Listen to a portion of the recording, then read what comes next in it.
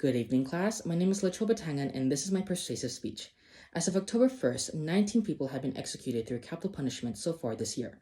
One of them was Marcellus Williams, who before his last breath believed he was innocent in the murder of Felicia Gale back in 1998.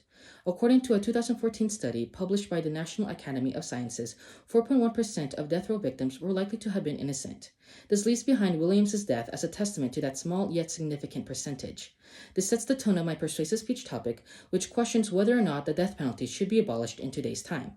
We never really hear about those on death row until it is their final execution or if they were proven to be innocent. Tying this back to Williams, people never knew about the murder of Felicia Gale until later last week when news coverage resurfaced the case and speculated whether Williams was truly the killer after new DNA evidence and testimony showed otherwise. Regardless, Williams and those incarcerated on death row were victims of an unjust system, our very own justice system.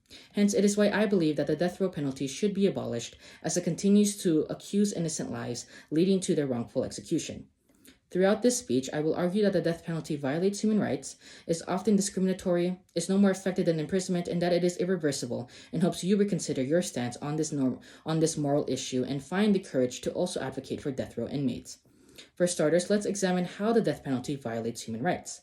According to Amnesty International, the U.S. death penalty breaches the human rights to life and the right to be free from torture and cruelty, which have been established and protected under the Universal Declaration of Human Rights declared by the United Nations, or UN, in 1948.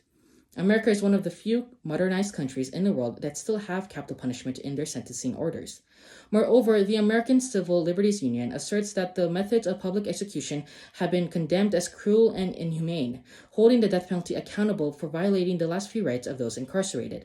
Not only are people in prison revoked of their rights to vote, but so are their basic human rights of life, liberty, and the pursuit of happiness as well. Even the Supreme Court ruled against their favor as they deemed the death penalty does not violate the Eighth Amendment of the Constitution in the 1976 case of Gregg v. Georgia, which prohibits cruel and unusual punishment.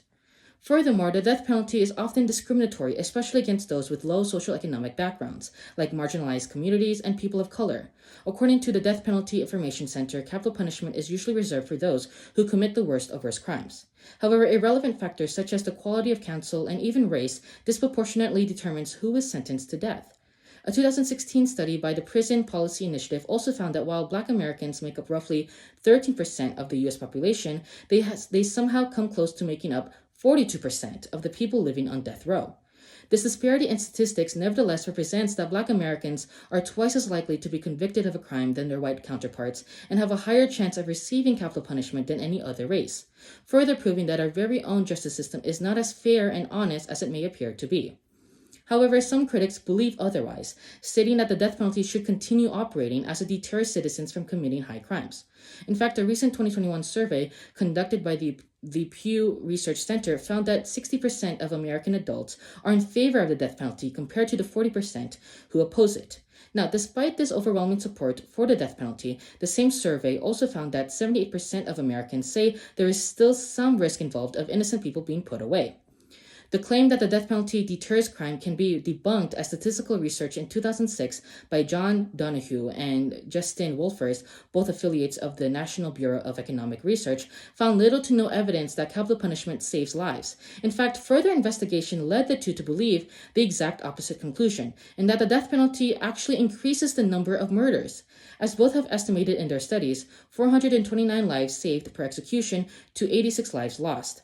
These numbers, outside the bounds of credibility, prove that the death penalty is no more effective than that of imprisonment as it lacks the deterrence of high crimes. This delves into my last point, which is that the death penalty is irreversible, and therefore the pain and suffering of those on both sides of a criminal case are permanent. Just imagine one of your family members was accused of some crime knowing that they were innocent, but the jury convicts them guilty, and the judge grants capital punishment. Sometime after the death, the crime was reopened, and with new evidence, it was proven your family member was innocent, after all, and died for nothing. As sad as that situation may sound, it has already happened in the past decades, and far too many times.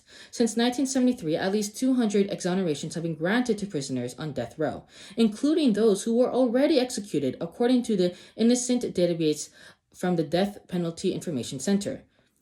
Only 200 out of the current 2,262 inmates on death row have been acquitted of all of their charges. And as the years go by, that number will only trend to increase, showing again how awful our justice system truly is at maintaining order and preserving the rights and protections of the American people. To sum it all up, the death penalty is proven to violate human rights, is often discriminatory against people of color, is no more effective than imprisonment as it does not deter those from committing crimes, and that it is irreversible and permanent. Throughout this speech, I hope I have convinced you enough to change your view about supporting the death penalty. As you can see, there are many flaws in our justice system, which have unfortunately resulted in the deaths of many innocent people, including the life of Marcellus Williams. The continued accusations against the innocent and vulnerable, leading to their wrongful execution, is the reason why I wholeheartedly agree that the death penalty should be abolished, and why I also hope you have reconsidered your stance on this moral issue and found some sort of courage to start advocating for death row inmates. Tying this back to the beginning, while a public outcry for a death row inmate like Williams was rare, it is a guarantee that within the next few days, another person will die on death row. And whether that person is innocent or guilty, the matter is, asking such a question should make us all realize what values we as a society hold. Do we want to live in a country that turns a blind eye to the poor and vulnerable, or should we keep our politicians and law enforcement accountable for their efforts of administrating an unjust system? The decision is for you to decide, and for the sake of our future kids and generations ahead, let that decision not be a reflection of the 4.1% of death row victims who were likely innocent before being put to death on their behalf. Ladies and gentlemen, this is the end of my persuasive speech. Thank you for listening. I hope you all have enjoyed.